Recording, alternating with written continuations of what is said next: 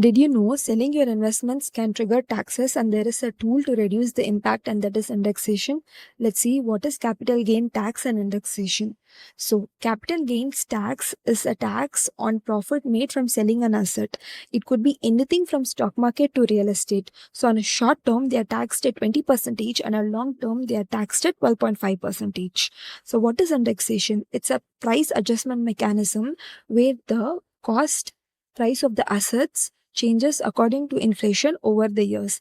Let's take a scenario where the purchase price of an asset was 1 lakh in 2005, and during the time of sale, say in 2024, it is 2 lakhs. So the indexation factor would be 1.5.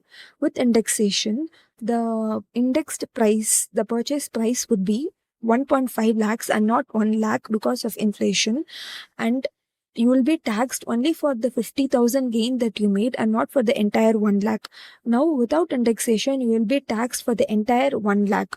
Now, what is the impact of removing indexation? So, it discourages investment.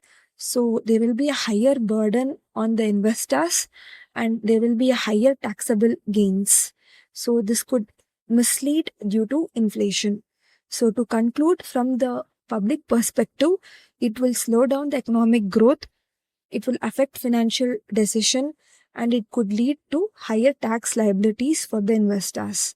From the government perspective, they are doing it obviously to increase the government revenue, and there should be equal treatment across different assets to reduce tax avoidance and obviously to encourage asset turnover.